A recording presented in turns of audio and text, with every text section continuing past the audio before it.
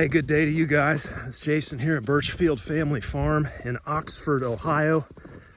Grass-fed Red Devon cattle, St Croix sheep, chickens, and hogs in a rotational grazing system here. Good word today comes from Proverbs 16:20. Whoever gives heed to instruction prospers, and blessed is the one who trusts in the Lord. And we have about 4 inches of snow that has fallen here overnight. Out here mid-morning, have you look down, you can see looking down the fence there, you can see a definite difference one side to the other there. This is where the rubber meets the road here in my mind. I need to move this fence. You guys that have been following along know we're moving this fence, you know, anywhere from 4 to 7 feet a day, 500 feet all the way down, and we're strip grazing cattle and sheep here. Grass-fed Devon and St Croix sheep.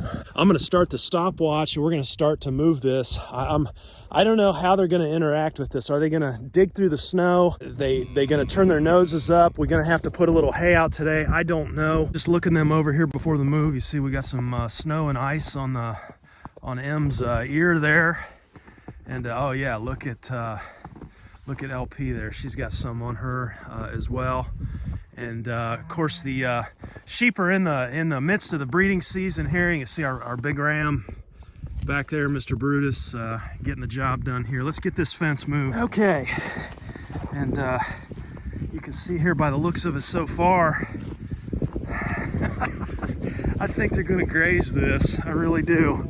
That was kind of what I was thinking as well coming into this, but you know, you don't know for sure. Look at them.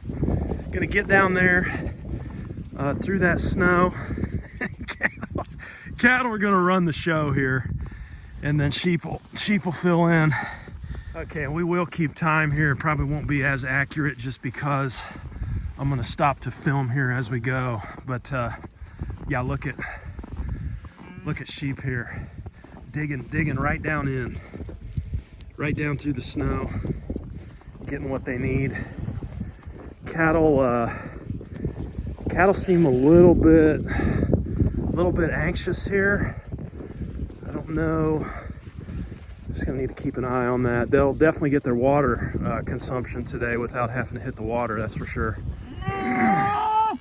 Okay, about halfway down here, you can see what's happening here. Sheep had absolutely no trouble. Sheep are up there still dug into where we started. Cattle here, cattle are a little bit hesitant. Now you can see, you know, Big Pat there, he's digging in, digging through that snow.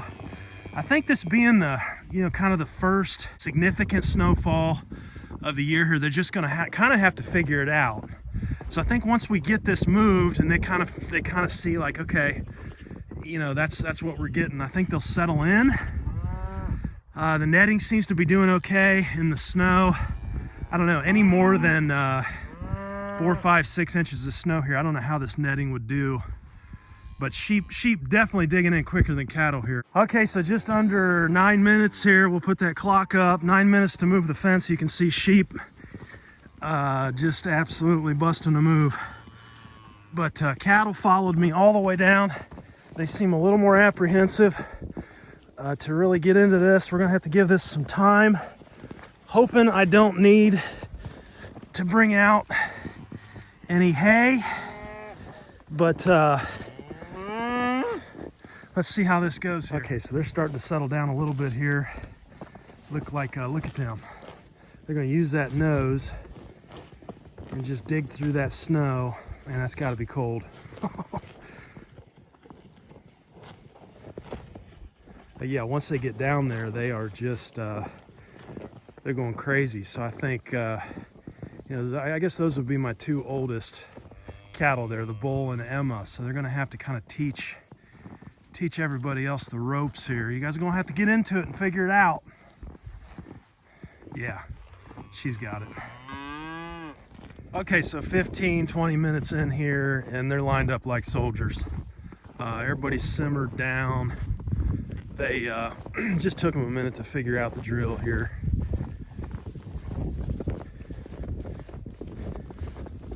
So no hay today. They're gonna eat grass.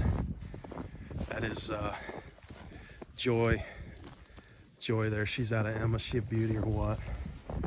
Just getting her done. There's a couple calves from this year. Early on, Hank the bull calf. I shouldn't call him a calf. He's a couple years old now. Okay, and then here come the sheep. Sheep have wasted no time here. It's they're just tearing it up. I mean, no belly aching, nothing. They're just getting it done. Look at her. Look at him digging through. We'll see if we can get a good shot of him here. Some of this is already cleared for them. Now, they act like they're not even bothered, like it's not even uncomfortable. I don't know how that's possible, but you guys know we're shepherds here, not cowboys, and definitely have a favoring and a preference for sheep over cattle. Sheep are eons more productive than cattle in a rotational grazing system. Several reasons for that. Won't get into all that today, but they're getting it done. Going over some numbers here. So let me back up here, get a little higher on the hill as cattle settle down and figure this out. So I stepped that off yesterday from that widest point. You can see I haven't really kept the fence even. We've kind of come out here in the middle. So I thought, you know, let's take a measurement from there to where we started. And we started November 6th, I believe. I think we're like 27 days in. That widest point there is about 180 feet, which is farther than I thought. So we got a significant difference. You know, the ends kind of go back in, so they're going to be a little shorter. So I thought, well, to get a conservative measurement, you know, let's take that 180 and divide it by 27. I think what is that? A little over 6.5 feet is what we're averaging a day. Now, we pulled off, you know, those 50 ewes for breeding season here. Look at them. Getting it done. You know, I mean, your animals have to work for you to make this work. And in my mind, your animals have 4 legs. Get them out there, get them harvesting. That's where the efficiency is. You know, I really, really did not want to pull hay and drag it out here today. And it doesn't look like I'm going to have to. They're going to harvest this stuff. But numbers wise, you know, 6.5 feet a day, but we've got the 50 ewes that we're running out here with the 10 head of Devon. You know, we had to split them up into their breeding groups. And was a little bit, disappointed about that because, you know, we're running less sheep out here now. There's only, Brutus has got 18 ewes in his group, so 19 head of sheep. But, you know, I was thinking it through. You know, let's say on the Graze here, it had never really occurred to me, you know, if we're doing, let's just say we've slowed down a little bit since we don't have the number of sheep that we had. Let's say we're only moving on average 4 feet a day now. You know, 4 feet over times, you know, this is a stretch of 500 feet of fence. You know, that's 2,000 square feet a day. You take that divided by 43,560 square feet in an acre, and let's just say probably not quite 12,000 pounds live weight animal here. You know, if we said 10,000 pounds on the cattle, which there's probably not, and then, 100-pound sheep, if we said roughly, 2,000 pounds, let's just say 12,000 pounds, we're grazing at over 250,000 pounds live weight animal per acre. At 2,000 square feet a day with 12,000 pounds, we're mob grazing, with no back fence, right? And you can see it works because they want that fresh grass. So we really don't need a back fence. And we talk about that one of the unintended consequences, positive consequences, is the very even manure distribution. You're not going to see it today. That's a consequence of grazing at a higher stock density here. I did not really even think about that. It just occurred to me to run those numbers, and it's like, you know what? We're at like 261,000 pounds live weight. Now, maybe not quite that. If our live weight's a little less than that, but anything above, we've said anything above 40,000 pounds of live weight animal per acre, in terms of a stock density, really gets us a pretty good graze to where we're not having to really do much mowing behind. You know, you kind of get away from that selective grazing, so to speak, and you get a really good graze. You know, one of the other things I wanted to talk about, yeah, everybody's settled down now. So yeah, look at this. No hollering. It took them a few minutes, cattle anyway, to get the feel for it and get the drill, see the way we were going to go here. But look at them. They're just going to shovel that snow. Emma can't stand the sheep. She's used those horns as like a front end loader before. I've seen her flip sheep. She did that to a ram one year. Incredible. Ram was fine, but they learn real quick not to mess. But look at her. Look at her. Oh, sorry, sweetie. Yeah, I'm disrupting the process here. But you know, looking over rumen fills, she could use a little. Yeah, I could use a little there. Em needs some. Yeah, see how that's sunk in on that left side. But you know, we just moved, so they'll get what we need. We'll keep an eye on Pat's. What I was gonna say, I was gonna come down here. So see how looking up the hill here, see how you've got all of this, what do you want to call it? Dead, dormant, just a lot of material here that just is not. So we've got a lot of biomass here, but there's not a lot of nutrition there. And so I looked back, and it was August the 9th that I pulled sheep off of this section here that's overgrown. Now, the difference is, and I will look right down the line here, there's three different areas, okay? You've got this over here, you've got this here, see the line right there, and then you've got that up the hill. Now, what we did is we had sheep on and we're mowing that back there like into early to mid-September. This here was probably like mid to late August. This here, again, August the 9th, but the difference is we mowed these two sections. This one here was mowed a little bit later, but this one here is not mowed. And that's the point I want to make. Okay, this right here, you know, it looks like a lot of biomass, and there's green stuff down here. See, they're going to get some of this good stuff on the move tomorrow. But what I'm noticing here, and you know, I guess sheep are kind of proving me wrong. I think they're just hungry, and this was the first place where we moved here. So, and cattle are not running them off. I think that's why sheep are staying here. But what I'm noticing is the areas that we mowed, generally speaking, the animals much prefer that. It's like a higher green. And so I think what you're going to see there is a higher protein and a higher energy content to that stuff that we mowed, even though it's shorter. And so there's a gigantic point I want to make is there's a gigantic balancing act here. I think looking at this with what we've seen so far, I think we need to do a high stock density graze, either that or we need to mow about mid-August. And I think that's that figure Jim Garish throws out there, and I think he is right on the money. I just like some of what he has said. Most of what he said has proven true for us out here, and I think to us that kind of that sweet spot is going to be a mid-August. I know a lot of you guys are thinking about kind of, you know, questions. Can I implement this? How does this work? I mean, the benefits far, far, far outweigh the costs here.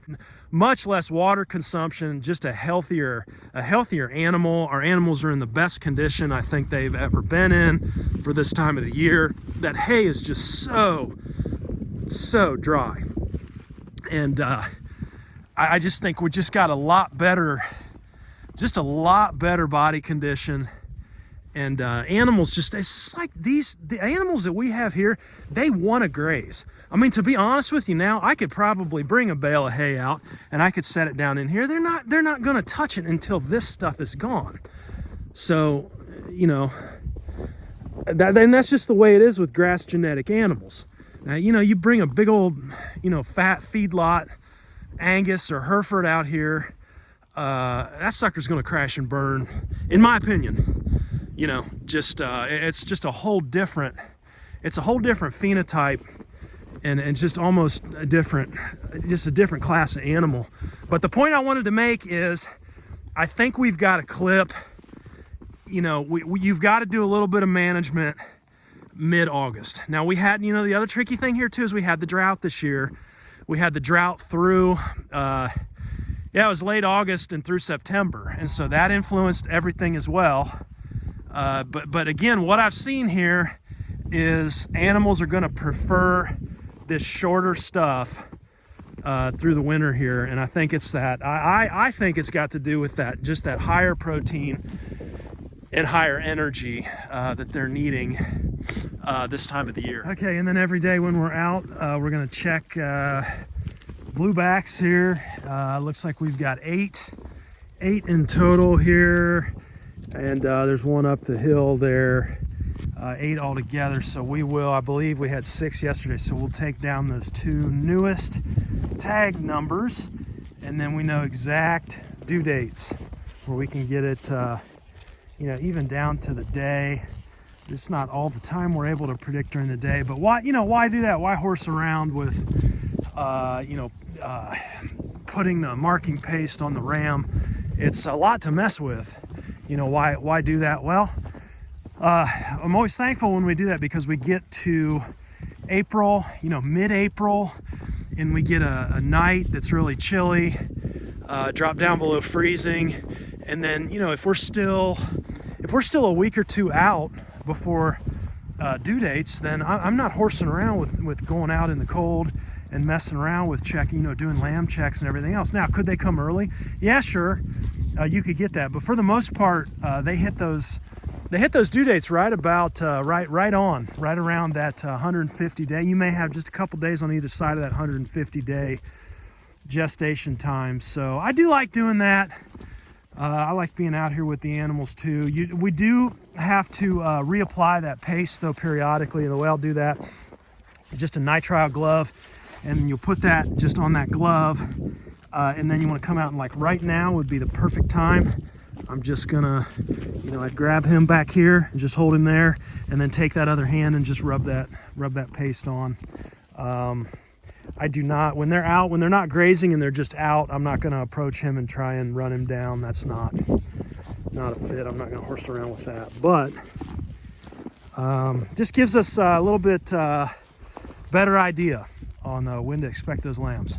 All right, and then checking out Pat's today. That's really the way that we're gonna know for sure. Are they getting what they need? Man, that thing is perfect. He was a little on the move there, but man, that is right what we want to see consistency wise. I mean, not too loose, and most importantly, this time of the year we'll see them stack up. That means you're missing some protein and moisture, and so they're getting what they need based off of that. Monitoring body condition. Looking at that rumen fill on the left side after they've been grazing for a bit, and checking in on them. You know, this is it. We're doing it, and I am super stoked. Now, one other tidbit of information here is that we are using the Electronet. It's kind of a pain to use, but you know, the alternative was to use step-in posts and go down and run like a poly wire.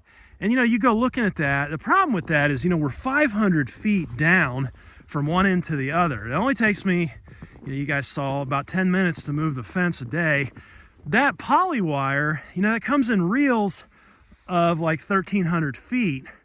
And so, you know, each reel's like $150. And so I would need the step-in posts, and then I'd need to run a wire. I'm not going to be comfortable with anything less than probably 5 to 6 wires. And so that means you're at like 3 reels, 3 1,300 foot reels. You know, you're messing with those, securing those onto the O'Brien treadle lines is eventually what we'll move to when the ground freezes. But my point is, I'd have a good, 300, 400 feet. I have a good $500 in just the wire, the poly braid, you know, to run, to get 5, you know, 6, probably 6 strands, you know, to make sure sheep stay in. So I think this netting, you know, we have the netting around because we use that for our rotational grazing in the warm months, and so that was just a better fit. But this is what we'll eventually move to here when the ground freezes, and it's not quite frozen yet. But what we'll do is we'll just kind of, my plan is to zip tie, you know, a netting post onto a blue O'Brien treadle line. And then, you know, we sharpen the ends of these. And so these, you know, these are going to go into the ground a lot better than those double spiked electronets. I do like the double spiked electronet. It's 35 inches high. They're lighter than the big honking 48 inch nets. And so far it's kept cattle and sheep in, but we will make the switch. We'll have to make the switch over to those blue treadle lines from see the double spikes, and those metal spikes are bigger in diameter than those treadle lines. And so I think there's going to come a point in time where we have to make that switch, maybe zip tie those onto the fiberglass posts and then just move the blue posts all the way down through there, which would be a little horsing around. But again, guys, run those numbers. We pay about $100 a ton for our hay here. We buy it in bulk, the big 6-foot rounds, and we're about $22.50 a day that we would need to be feeding out in hay, about 450 pounds of hay, again, $100 a ton, and over 120-day hay season. That's $2,700, okay, to take these guys through the winter. Last year, we had a season probably a little closer to 150 days. On the hay. So significant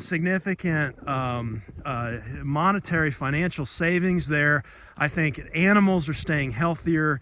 They have what's closer to just a regular grass to eat and to graze. It's got the moisture they need. You know, you take all the moisture, a lot of the moisture out for hay, and then they're going to be hitting the water. And so they try and stay balanced out. I just think it's better, healthier for the animals. Not to mention the fact that, you know, 10 minutes a day here, it would take me 2 to 3 times that probably to chuck, you know, 500 pounds of hay out over the fence, breaking down round bales, messing around with all that stuff. I don't know. It's working out in our context. That's the point. If you're feeding the square bales, you can take that $22.50 amount or $100 instead of $100 a ton. I think we're closer to 2.5 times that, $250 a ton. I'd have to run those numbers again. Square bales are going to be very, very expensive, very convenient, but very expensive. We probably could come closer to 15 minutes, maybe putting out squares. That would be a little bit easier. But point is, we're not really now. We do have 2 other breeding groups of sheep, and to be fair, they are getting a little bit of hay right now as they traverse. We weren't as intentional about the stockpile on the rest of the farm as we were here. So I wish we could keep all 50 ewes running on this spot and keep everybody grazing. Unfortunately, you know, you just can't do that with running 3 different bloodlines on the rams. That we've got to have our breeding groups separated, in other words, for the month of December, and then we'll get everybody back together. So grazing in the snow here, guys, it's a fit. It works. You know, I can't say what would happen with 3 feet of snow. I don't know on that there, but 3, 4, 5 inches of snow here, not a big deal. These perfect looking pats too, man.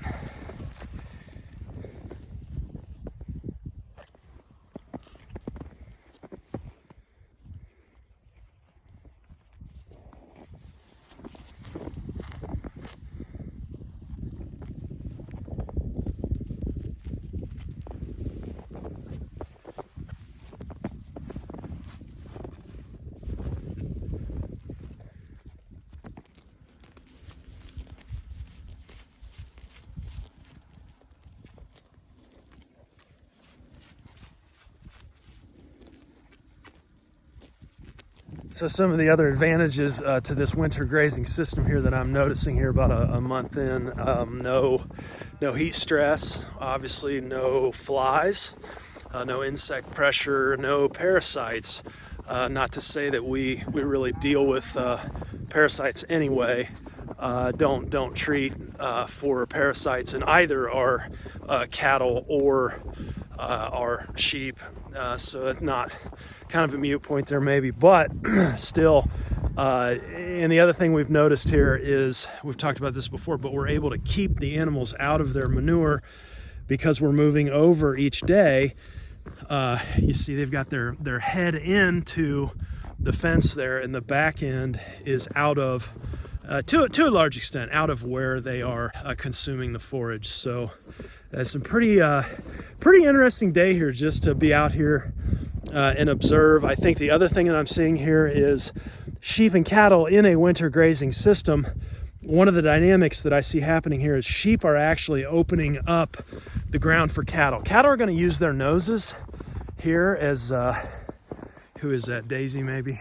See what the snow on the nose there. They're gonna use their noses to graze. They're doing some of that, but almost like the sheep really are pawing, and they're really getting after it. Seems like the sheep are opening up the ground actually then for cattle to kind of come behind as well, which is a little bit flipped. You know, normally we see cattle running the show here. So anyway, it's another great day on the farm here. Stay warm wherever you're at. Be blessed. Be at peace. And we'll talk to you next time. Take care.